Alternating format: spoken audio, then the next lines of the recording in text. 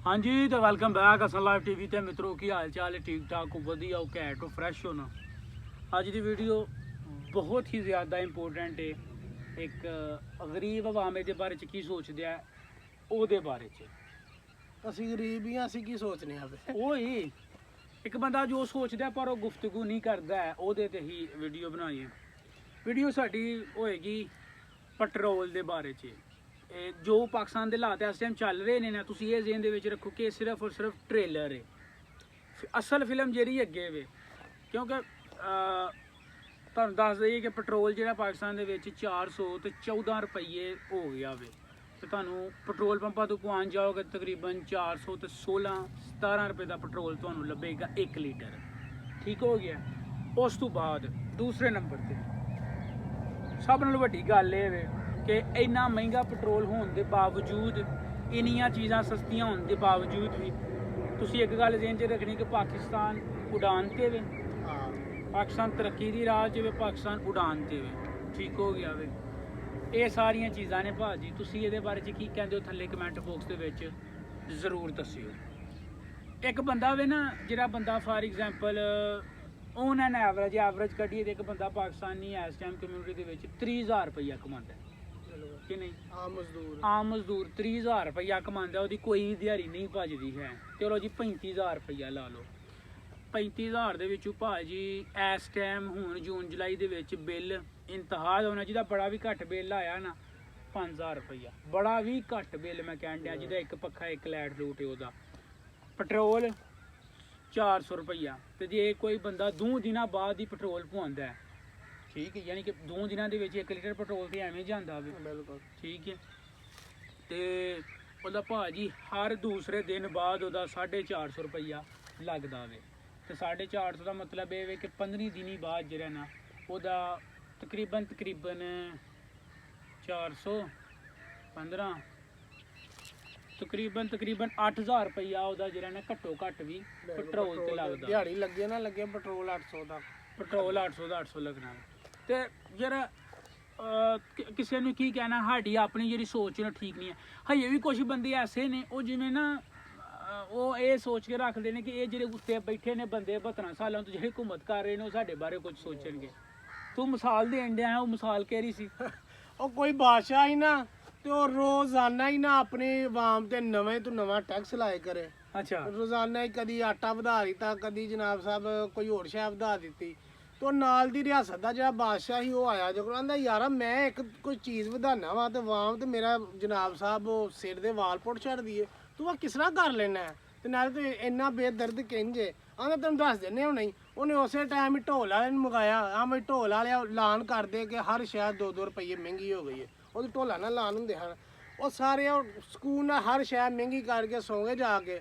ਸਵੇਰ ਹੋਈ ਤੇ ਕਿਲੇ ਦੇ ਬਾਹਰ ਕੋਈ 15-20 ਬੰਦੇ ਤੇ ਇੱਕ ਨਾਲ ਉਹਨਾਂ ਦੇ ਬੰਦਾ, ਉਹਨੇ ਇhtਜਾਜ ਕੀਤਾ, ਬਾਦਸ਼ਾਹ ਸਲਾਮਤ ਤੂੰ ਚੰਗੀ ਨੇ ਕੀਤੀ, ਤੂੰ ਗਰੀਬਾਂ ਦਾ ਹਮਦਰਦ ਨਹੀਂ ਹੈ, ਤੂੰ ਫਲਾਂ ਕੀਤਾ, ਇਹ ਕੀਤਾ, ਉਹ ਕੀਤਾ। ਬਾਦਸ਼ਾਹ ਬਾਹਰ ਆਇਆ, ਉਹਨੇ ਆਖਿਆ ਯਾਰ ਚਲੋ ਮੇਰੀ ਵੀ ਮਜਬੂਰੀ ਸੀ, ਤੁਸੀਂ ਨਾ ਮੈਨੂੰ ਥੋੜ੍ਹਾ ਜਿਹਾ ਟਾਈਮ ਦੇਵੋ ਤੇ ਮੈਂ ਤੁਹਾਡੇ ਇਸ ਗੱਲ ਤੇ ਐਕਸ਼ਨ ਲੈਣਾ ਵਾ ਤੇ ਅਮਲ ਕਰਨਾ ਵਾ। ਉਹ ਬਾਦਸ਼ਾਹ ਜਿਹੜਾ ਦੂਸਰਾ ਆਇਆ ਸੀ, ਉਹਨੇ ਆ ਕੇ ਵੇਖਿਆ, ਉਹ ਆਂਦਾ ਯਾਰ ਇਹਦਾ ਕੀ ਤੁਹਾਨੂੰ ਫਾਇਦਾ ਹੋਇਆ? ਕਹਿੰਦਾ ਚੱਲਿਆ ਤੇ ਇਹਦਾ ਫਾਇਦਾ ਹੋਇਆ ਜੇ ਬੰਦਾ ਇhtਜਾਜ ਕਰਨ ਡਿਆ ਸੀ, ਮੇਰਾ ਆਪਣਾ ਬੰਦਾ ਹੈ। ਤੇ ਗੱਲ ਕਰਨ ਦਾ ਮਕਸਦ ਇਹ ਵੇ ਕਿ ਸਾਡਾ ਵੀ ਜਦੋਂ ਪੈਟਰੋਲ ਦੀਆਂ ਪ੍ਰਾਈਸ ਉੱਪਰ ਜਾਂਦੀਆਂ ਨੇ, ਉਦੋਂ ਜਨਾਬ ਸਾਹਿਬ ਅਸੀਂ ਖਬਰ ਪੜ੍ਹਨੇ ਆ ਕਿ ਹਾਈ ਕੋਰਟ ਨੇ ਨੋਟਿਸ ਲੈ ਲਿਆ, ਹਾਈ ਕੋਰਟ 'ਚ ਜਿਹੜਾ ਇਹਦੀ ਕੀਮਤ ਉਹ ਚੈਲੰਜ ਹੋ ਗਈ। ਬਾਅਦ 'ਚ ਮੋਇਆ ਮਰ ਗਿਆ ਥਾ ਕਿਸੇ ਨੇ, ਬਸ ਸਾਨੂੰ ਇੱਕ ਲਾਲੀਪਾਪ ਜਿਹਾ ਫੜਾ ਚੜ੍ਹਦੇ ਨੇ।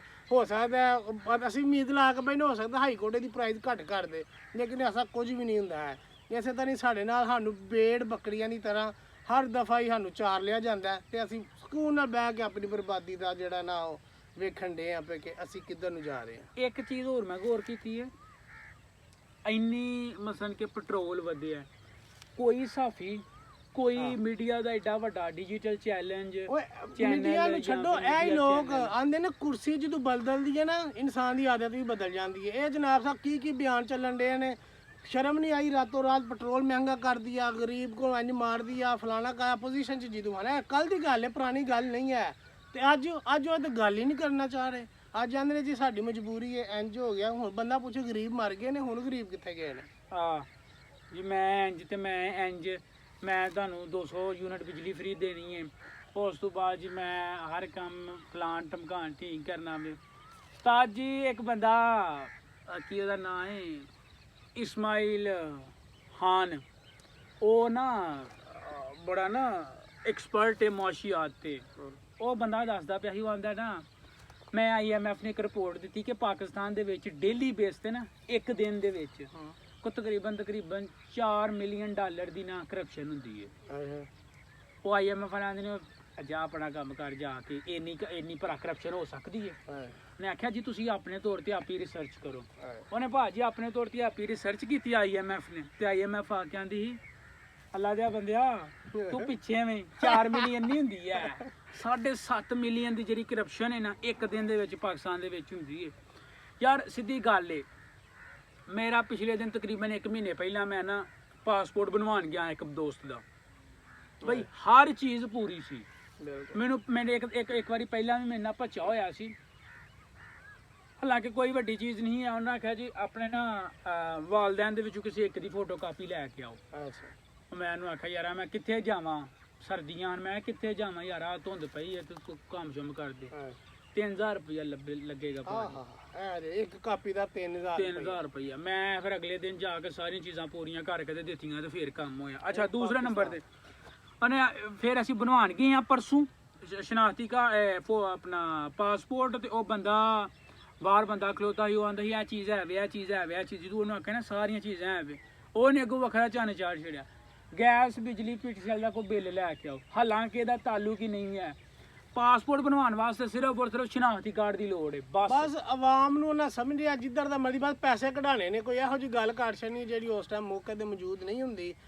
ਹੁਣ ਤੁਸੀਂ ਹਿਸਾਬ ਲਾ ਲਓ, ਕੋਈ ਟ੍ਰੈਫਿਕ ਵਾਲਾ ਤੁਹਾਨੂੰ ਡੱਕੇਗਾ, ਤੁਹਾਡੇ ਕੋਲ ਸ਼ਨਾਖਤੀ ਕਾਰਡ ਵੀ ਹੋਏਗਾ, ਡਰਾਈਵਿੰਗ ਲਾਇਸੈਂਸ ਵੀ ਹੋਏਗਾ, ਗੱਡੀ ਦੇ ਕਾਗਜ਼ ਵੀ ਹੋਣਗੇ, ਸਾਰਾ ਕੁਝ ਹੋਏਗਾ, ਹੈਲਮਟ ਵੀ ਹੋਏਗਾ, ਲੇਕਿਨ ਉਹਨਾਂ ਫੇਰ ਹੀ ਆਪਣੇ ਦਿਹਾੜੀ ਜਿਹੜੀ ਤੁਹਾਡੇ ਕੋਲ 400-500 ਰੁਪਏ ਉਹਨਾਂ ਕਢਾ ਕੇ ਰਹਿਣਾ। ਕਦੀ ਕਹਿਣ ਤੁਹਾਡੀ ਗੱਡੀ ਦਾ ਇਸ਼ਾਰਾ ਨਹੀਂ ਬਲਣ ਡਿਆ ਪਿਆ, ਕਦੀ ਕਹਿਣਗੇ ਕੁਝ। ਸਾਡੇ ਨਾਲ ਤਾਂ ਨਹੀਂ ਆ, ਲੇਕਿਨ ਯਾਰ ਦੋਸਤ ਜਿਹੜੇ ਨੇ ਉਹ ਦੱਸਦੇ ਨੇ ਕਿ ਯਾਰ ਜਦੋਂ ਖਿਲਾੜ ਲੈਂਦੇ ਨਾ ਫਿਰ ਉਹਨਾਂ ਕੁਛ ਨਾ ਕੁਛ ਸਾਡੇ ਕੋਲ ਲੈਣਾ ਹੀ ਹੁੰਦਾ।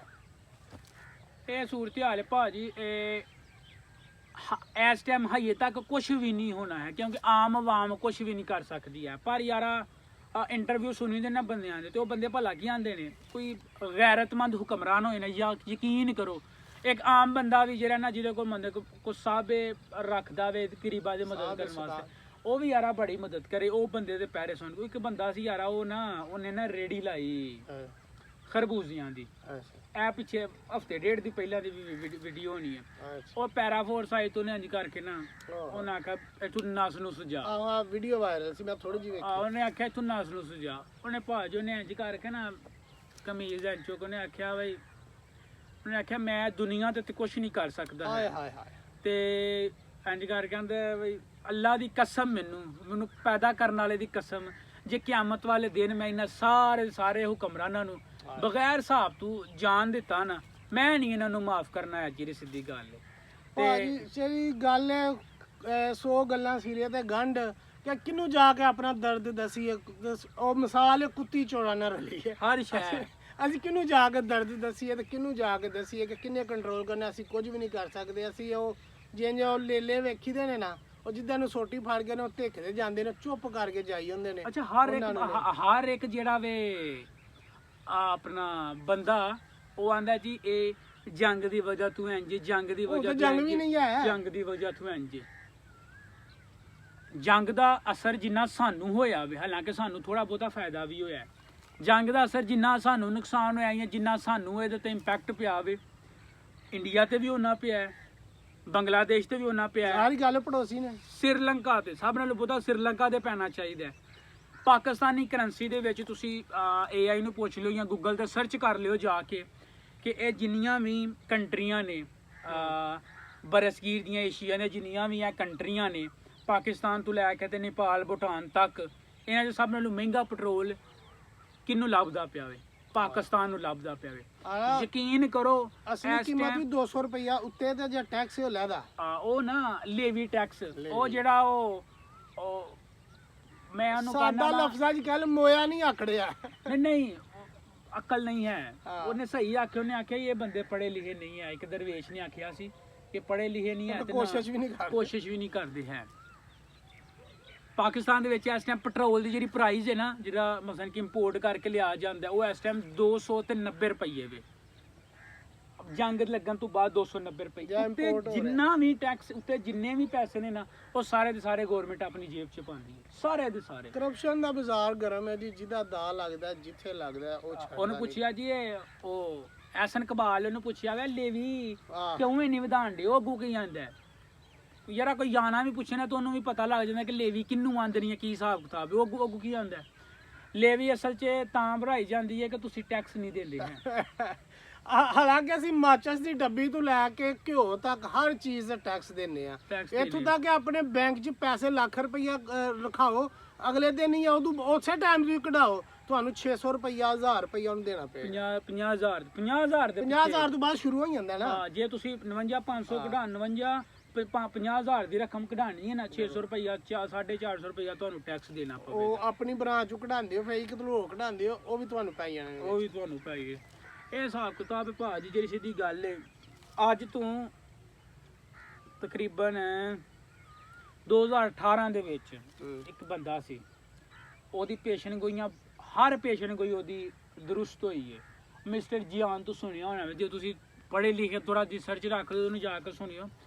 ਉਹਨੇ ਆਖਿਆ 2029 ਦੇ ਵਿੱਚ, ਖੈਰ ਹੁਣ ਸਾਨੂੰ ਵੇਖਣ ਤੋਂ ਬਾਅਦ ਪਤਾ ਲੱਗਦਾ ਪਿਆ ਕਿ 29 ਨਹੀਂ 2026 ਦੇ ਵਿੱਚ ਹੀ ਮੁਕਮਕਾ ਛੜਨਾ ਆਵਾਮ ਨੂੰ। 2029 ਦੇ ਵਿੱਚ ਭਾਜੀ ਪਾਕਿਸਤਾਨ ਤੋਂ ਲੈ ਕੇ ਤੇ ਨੇਪਾਲ ਤੱਕ ਜਿੰਨੇ ਵੀ ਕੰਟਰੀ ਨੇ, ਸਾਰਿਆਂ ਨਾਲੋਂ ਬਹੁਤੀ ਜਿਹੜੀ ਕਰਪਸ਼ਨ ਤੇ ਕਰਪਸ਼ਨ ਤੋਂ ਬਾਅਦ ਜਿਹੜੀ ਹੁੰਦੀ ਏ ਉਹ ਇਲੀਗਲ ਮੂਵਮੈਂਟ, ਉਹ ਪਾਕਿਸਤਾਨ ਦੇ ਵਿੱਚ ਹੁੰਦੀ ਆ।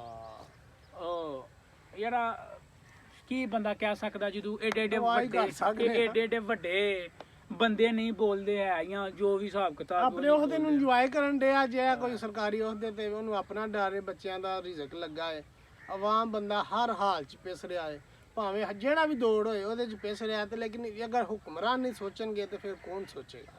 ਹਾਂ, ਜੋ ਫੁੱਦੂ ਹੁਕਮਰਾਨ ਤੇ ਅੱਗੋਂ ਫੁੱਦੂ ਜਿਹੜੇ ਨੇ ਗੁਸਾਫੀ। ਕੋਈ ਆਂਦਾ ਜੀ ਉਹ ਚਾਰਜਰ ਲਾਉਣ ਦੀ ਵਜ੍ਹਾ ਤੋਂ ਬਿਜਲੀ ਦੀ ਲੋਡ ਸ਼ੈਡਿੰਗ ਹੁੰਦੀ ਹੈ, ਮੋਬਾਈਲ ਲਾਉਣ ਦੀ ਵਜ੍ਹਾ ਤੇ ਲੋਡ ਸ਼ੈਡਿੰਗ ਹੁੰਦੀ ਹੈ, ਕਦੀ ਕੁਝ ਤੇ ਕਦੀ ਬਿਆਨ। ਕੋਈ ਆਂਦਾ ਜੀ ਉਹ ਲੇਵੀ ਟੈਕਸ ਜਿਹੜਾ ਉਹ ਤੁਸੀਂ ਟੈਕਸ ਨਹੀਂ ਦਿੰਦੇ ਆ ਤਾਂ ਅਸੀਂ ਵਧਾਉਂਦੇ ਆ। ਤੇ ਅੱਲਾ ਦੀ ਸ਼ਾਨ ਹੈ ਭਾਜੀ, ਅੰਨੇ ਹੱਥ ਬਟੇਰਾ ਤੇ ਉਹ ਕੀ ਮਿਸਾਲ ਹੈ, ਅੰਨੇ ਹੱਥ ਬਟੇਰਾ ਤੇ ਕੁੱਤੀ ਕਰੇ ਰਾਜ, ਇਹਨਾਂ ਦਾ ਉਹ ਹਿਸਾਬ ਹੈ ਭਾਜੀ। ਤੇ ਤੁਸੀਂ ਹਸਨ ਲਾਈਫ ਟੀਵੀ ਨੂੰ ਸਬਸਕ੍ਰਾਈਬ ਕਰੋ, ਵੀਡੀਓ ਨੂੰ ਅੱਗੇ ਸ਼ੇਅਰ ਕਰੋ। ਤੇ ਤੁਹਾਨੂੰ ਇੱਕ ਗੱਲ ਦੱਸ ਦਈਏ, ਪੈਟਰੋਲ ਇਸ ਟਾਈਮ ਪੈਟਰੋਲ ਪੰਪਾਂ ਤੋਂ ਜਿਹੜਾ ਲੱਭਦਾ ਪਿਆ 416 ਰੁਪਏ ਜਾਂ 17 ਰੁਪਏ ਦਾ ਲੱਭਦਾ ਪਿਆ ਵੇ। ਮੇਰੀ ਗੱਲ ਲਿਖ ਲਵੋ, ਪੈਟਰੋਲ ਪਾਕਿਸਤਾਨ ਦੇ ਵਿੱਚ 600 ਰੁਪਏ ਤੇ ਜਾਣਾ ਜੇ ਨਵੀਂ ਅਪਡੇਟ। ਕਿਉਂ ਕਿ ਆਲਮੀ ਮਾਰਕੀਟ ਦੇ ਵਿੱਚ ਜਿਹੜਾ ਬੈਰਲ ਦੇ ਹਿਸਾਬ ਨਾਲ ਪੈਟਰੋਲ ਵਿਕਦਾ ਵੇ ਨਾ, ਤੇ ਆਲਮੀ ਮਾਰਕੀਟ ਦੇ ਵਿੱਚ ਇੱਕ ਬੈਰਲ ਜਿਹੜਾ ਵੇ ਉਹ 103 ਰੁਪਏ ਦਾ ਹੀ ਹੈ। ਤੇ ਹੁਣ UAE ਲੈਦਾ ਹੋਇਆ ਵੇ ਨਾ ਉਹ ਕੈਂਬੋ ਤੋਂ, ਕੋਪਾ ਤੋਂ, ਤੇ ਉਹਨੇ ਹੁਣ ਆਪਣੇ ਰੇਟ ਲਾਣੇ ਕਰਨੇ ਨੇ। ਤੇ ਸਊਦੀਆ ਵੀ ਨਿਕਲ ਕੇ ਸਊਦੀਆ ਨੇ ਵੀ ਆਪਣੇ ਰੇਟ ਲਾਣੇ ਕਰਨੇ ਨੇ। ਇੰਨੀ ਹਿੰਮਤ ਨਹੀਂ ਹੈ ਕਿ ਥੋੜਾ ਜਿਹਾ ਜੇ ਇੰਡੀਆ ਨੇ ਕੀਤਾ 2 ਮਹੀਨੇ ਉਹਨਾਂ ਰੂਸ ਕੋਲ ਖਰੀਦਿਆ, ਅਸੀਂ ਵੀ ਥੋੜਾ ਜਿਹਾ ਉਹਨਾਂ ਦਾ ਤਰਲਾ ਪਾ ਕੇ ਯਾਰ ਕੋ 2-3 ਮਹੀਨੇ ਇਹਨਾਂ ਕੋਲ ਇਰਾਨ ਕੋਲ ਹੀ ਲੈ ਲਓ, ਕੋਈ ਵਾਮ ਦਾ ਸਾਹ ਤੇ ਕਢਾਓ। ਹੁਣ ਤੇ ਇਰਾਨ ਵੀ ਤੁਹਾਡੇ ਤੇ ਫਿਦਾ ਹੈ ਕਿ ਤੁਸੀਂ ਸੁਲਾ ਕਰਾਣ ਦੇ ਹੋ, ਪਤਾ ਨਹੀਂ ਕੋਈ ਫਾਇਦਾ ਲੈ ਲਓ ਯਾਰ, ਰੱਬ ਦਾ ਨਾਮ ਹੈ ਯਾਰ। ਇਰਾਨ ਕੋਲੋਂ ਪੈਟਰੋਲ ਲੈਣ, ਹਾਂ ਇੱਕ ਗੱਲ ਹੈ, ਸਾਡਾ ਕਿਸੇ ਕਿਸਮ ਦਾ ਕੋਈ ਵੀ ਖਰਚਾ ਨਹੀਂ ਹੁੰਦਾ ਹੈ, ਬਿਲਕੁਲ ਸਿੱਧਾ। ਉਥੋਂ ਇਰਾਨ ਤੋਂ ਜਿੰਨਾ ਪੈਟਰੋਲ ਲੱਗਦਾ ਉਹ ਤੂੰ 200 ਰੁਪਈਆ ਵੀ ਵੱਧ ਰੱਖ ਲੈਣਾ ਆਪਣਾ ਟੈਕਸ। ਇੱਕ ਵਾਰ ਲੈਣ ਤੇ ਸਹੀ ਗੱਡੀਆਂ ਉੱਥੇ ਲਈਆਂ ਗਿਆ, ਆਪੀ ਜੱਗ ਪਵਾ ਲਿਆਵਾਂਗਾ, ਨੇੜੇ ਜਿਹੀ ਤੇ ਆਵੇ ਯਾਰ। ਇੱਕ ਸਾਡਾ ਇੱਕ ਦੋਸਤ ਹੀ ਹੈ, ਮੇਰਾ ਦੋਸਤ ਹੀ ਹੈ, ਉਹਦਾ YouTube ਤੇ channel travel with Bhatti. Balochistan ਗਿਆ ਸੀ, ਕੋਇਟਾ ਗਿਆ ਸੀ, ਇਹ ਤਕਰੀਬਨ ਵੱਡੀ ਛੋਟੀ ਤੁਫੋਰੀ ਬਾਅਦ ਜਿਹੜਾ ਨੂੰ ਟੂਰ ਕਰਕੇ ਆਇਆ ਇਤਲ ਬਲੋਚਿਸਤਾਨ ਵਾਲੀ ਸਾਈਡ ਦਾ ਇਤਲ। ਅੱਛਾ ਜੀ। ਹਰ ਪੈਟਰੋਲ ਪੰਪ ਤੇ ਪੈਟਰੋਲ ਪੰਪ ਦੀ ਜਿਹੜੀ ਪ੍ਰਾਈਸ ਤੁਹਾਨੂੰ ਪਤਾ ਜੰਗ ਤੋਂ ਬਾਅਦ ਸਿਸਟਮ ਇਤਲ ਪੰਜਾਬ ਦੇ ਵਿੱਚ ਪੈਟਰੋਲ ਸੀ ਉਦੋਂ 200 ਤੇ 34-35 ਉੱਥੇ ਜਿਹੜਾ ਪੈਟਰੋਲ 190 ਰੁਪਏ ਸੀ। ਹੁਣ ਪੈਟਰੋਲ ਉੱਥੇ ਜਾ ਕੇ ਤੇ ਤਕਰੀਬਨ 250 ਰੁਪਏ ਦਾ ਹੋਇਆ ਵੇ। ਅੱਛਾ ਜੀ, ਵਜ੍ਹਾ ਕੀ ਉਥੋਂ ਨਾਲ ਹੀ ਲੈਂਦੇ ਨੇ? ਉਹ ਨਹੀਂ, ਉਹਨਾਂ ਦਾ ਆਪਣਾ ਹਿਸਾਬ ਕਿਤਾਬ ਹੈ। ਉਹ ਇਰਾਨ ਦਾ ਪੈਟਰੋਲ ਹੁੰਦਾ ਵੇ, ਜਿਹੜਾ ਸਮਗਲ ਸ਼ੁਦਾ ਪੈਟਰੋਲ ਹੁੰਦਾ ਵੇ। ਸਾਨੂੰ ਵੀ ਜਿਹੜਾ ਲੱਭਦਾ ਉਹੀ ਲੱਭਦਾ, ਉਹੀ ਹੈ ਬਸ। ਆਹੋ ਬਸ ਉਹ ਜੀ ਫੁੱਦੂ ਲਾਏ ਆ, ਕੋਈ ਇੰਜ ਆ ਰਿਹਾ, ਤੂੰ ਇੰਜ ਆ ਰਿਹਾ ਵੇ। ਤੇ ਦੁਆ ਵੇ ਤੇ ਅਪੀਲ ਹੈ ਜ਼ਾਲਮ ਹੁਕਮਰਾਨ ਅੱਗੇ ਕਿ ਥੋੜਾ ਜਿਹਾ ਸੋਚਿਆ ਜਾਵੇ। ਬਾਕੀ ਵੱਲਾਹੂ ਆਲਮ, ਜਿਹੜੀ ਸਿੱਧੀ ਗੱਲ ਏ, ਸੁਣਨੀ ਕਿਸੇ ਨੇ ਨਹੀਂ ਹੈ, ਉਹਦੇ ਨੂੰ ਇੰਜੋਏ ਕਰਨ ਦੇ ਨੇ। ਬਾਅਦ ਚ ਮਾਰ ਇੱਕ ਗਰੀਬ ਬੰਦੇ ਨੇ ਵੀ ਜਾਣਾ ਹੈ, ਤੇ ਮਾਰ ਵੱਡੇ ਤੋਂ ਵੱਡੇ ਬੰਦੇ ਨੇ ਵੀ ਜਾਣਾ। ਕੁਰਸੀ ਤੋਂ ਥੱਲੇ ਜਾਣਾ ਫੇਰ ਇਹਨਾਂ ਨੂੰ ਯਾਦ ਆਈਆਂ ਨੇ ਉਹ ਗਰੀਬ, ਉਹ ਅਸੀਂ ਤੇ ਗਰੀਬਾਂ ਦੇ ਹਮਦਰਦ ਆ, ਅਸੀਂ ਤੇ ਇੰਜ ਆ ਉਂਝ ਆ। ਇਹ ਬੰਦੇ ਥੱਲੇ ਜਾਲਣ, ਆਪੋਜੀਸ਼ਨ ਚਾਲਣ ਜਾਂ ਕੀ ਕਰਨ, ਐਸੀ ਗੇਮ ਖੇਡਣਗੇ ਐਕਟਰ ਦੀ। ਵਿਜੇ ਥਾਲਾਪਤੀ ਕੀ ਹੈ? ਵਿਜੇ ਥਾਲਾਪਤੀ ਵਿਜੇ ਸ਼ਬਾਜ਼ ਸ਼ਰੀਫ ਤੇ ਵਿਜੇ ਜਿਹੜਾ ਇਹ ਵਿਜੇ ਖਵਾਜਾ ਆਸਫ। ਤੇ ਸਬਸਕ੍ਰਾਈਬ ਕਰੋ, ਮਿਲਨੇ ਆ ਤੁਹਾਨੂੰ ਨਵੇਂ ਵਲੌਗ ਦੇ ਵਿੱਚ। ਰੱਬ ਰਾਖਾ।